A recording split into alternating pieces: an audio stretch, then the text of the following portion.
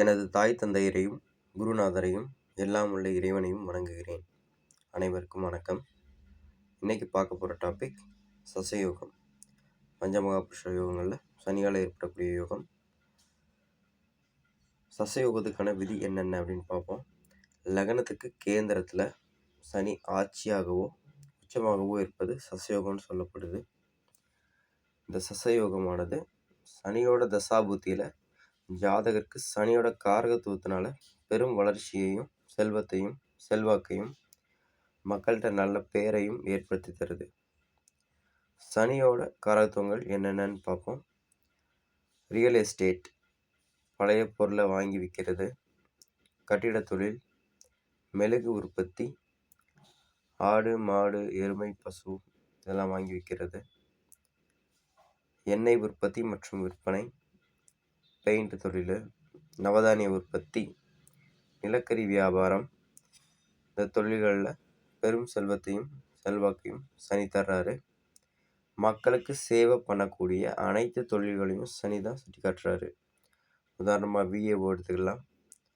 தொலைத்தொடர்பு துறையும் சனி தான் குறிக்குது.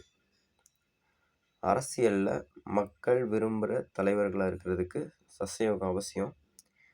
இந்த யோகம் பெருந்தலைவர் காமராஜர் அவர்களுக்கு இருந்துச்சு. ஓகே, எந்தெந்த லக்னங்களுக்கு இந்த யோகம் கிடைக்கும்னு பார்ப்போம். சனியோட ஆட்சி வீடுகள் மகரமும் கும்பமும், சனியோட உச்ச வீடு துலாம். இந்த 3 வீடுகளும் எந்தெந்த லக்னங்களுக்கு 1, 4, 7, 10ஆம் வீடுகளாக வருதுன்னு பார்ப்போம். அதாவது கேந்திரங்களாக வருதுன்னு பார்ப்போம். முதல்ல மேஷ லக்னத்திலேருந்து ஆரம்பிக்கலாம். லக்னத்துக்கு 7ல் சனி உச்சமாவார். 10ஆம் இடமான மகரத்தில் சனி ஆட்சி ஆவார். இந்த 2 விதமாகவும் மேஷ லக்னத்துக்கு சசயோகம் கிடைக்கும். அடுத்ததாக ரிஷப லக்னம். 10ஆம் இடமான கும்பத்தில் சனி ஆட்சி மற்றும் மூல திரிகோண பலத்தோடு இருப்பார். இவங்களுக்கும் சசயோகம் ஏற்படுறதுக்கு வாய்ப்பு அதிகமாக இருக்குது. மிதுன லக்னத்துக்கு இந்த யோகம் வராது. கடக லக்னத்துக்கு 4ஆம் இடமான துலாத்தில் சனி உச்சமாவார். 7ஆம் இடமான மகரத்தில் சனி ஆட்சி ஆவார். எனவே கடக லக்னத்து 2 வகையிலையும் சசயோகம் ஏற்படுது. அடுத்ததாக சிம்ம லக்னம். லக்னத்துக்கு 7ஆம் இடமான கும்பத்தில் சனி ஆட்சி ஆவார். எனவே கும்ப லக்னத்துக்கு சசயோகம் அமையறதுக்கான வாய்ப்புகள் அதிகமாக இருக்குது. கன்னி லக்னத்துக்கு சசயோகம் கிடைக்காது. துலா லக்னத்துக்கு லக்னத்திலேயே சனி உச்சமாகிறதும் 4ஆம் இடமான மகரத்தில் சனி ஆட்சி ஆகிறதுனாலையும் சசயோகம் ஏற்படும். விருச்சிக லக்னத்துக்கு 4ஆம் இடமான கும்பத்தில் சனி ஆட்சி அடைகிறதுனால சசயோகம் செயல்படும். தனுசு லக்னத்துக்கு 1, 4, 7, 10 சனி ஆட்சி உச்சம் பெறதில்லை, அதனால் சசயோகம் கிடையாது. மகர லக்னத்துக்கு லக்னத்திலே சனி ஆட்சி பெறுறது சசயோகம்.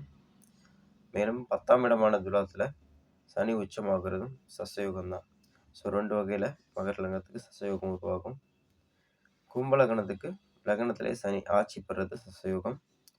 இது சனி வீடுங்கிறதுனாலையும் லக்னாதிபதி சனின்றதுனாலையும் இது சனியோட மூல திரிகோண வீடுன்றதுனாலையும் பொருளாதாரத்தில் நல்ல வளர்ச்சியை தருது. மீன லக்னத்துக்கு இந்த யோகம் கிடைக்காது. ஓகே, சசயோகம் இருந்து எப்பெல்லாம் செயல்படாதுன்னு பார்ப்போம்.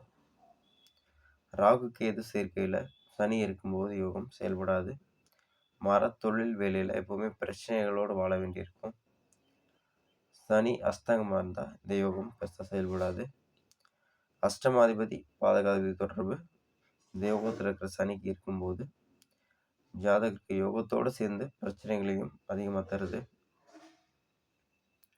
சனியோட காரகத்துவ நபர்களான உடல் ஊனமுற்றவங்க, முதியோர்கள், நோயாளிகள், தூய்மை பணியாளர்கள், கடின உழைப்பாளிகளுக்கு சசயோகம் இருக்கிற நபர்கள் உதவிகள் செய்யும்போது சசயோகம் சனியோட தசாபுத்தி காலத்தில் சிறப்பான பலன்களை முழுசாக தருது. நீங்கள் ஓனராக இருந்து உங்களோட வேலை பார்க்குற தொழிலாளர்களை சனி தான் குறிக்கும். அவங்களுக்கு நீங்கள் மனம் உகந்து செய்கிற நன்மையினால் தொழில் மென்மேலும் வளர்ச்சி ஏற்படும். அதுவும் சனியோட தசாபுத்தியில் ஏற்படக்கூடிய வளர்ச்சிகள் அசுர வளர்ச்சியாக இருக்கும். சனி தரக்கூடிய சொத்துக்கள் பல தலைமுறைக்கு நிலச்சி இருக்கும். சசயோகம் உடையவர்களுக்கு நீண்ட ஆயுளை சனி பகவான் தர்றாரு. ஸோ சசயோகம் சார்ந்த இன்ஃபர்மேஷன் எல்லாமே இதுதான். எல்லாருக்கும் யூஸ்ஃபுல்லாக இருக்கும்னு நினைக்கிறேன். அனைவருக்கும் நன்றிகளோடு JPM அஸ்ட்ரோ ராஜபாளையம்.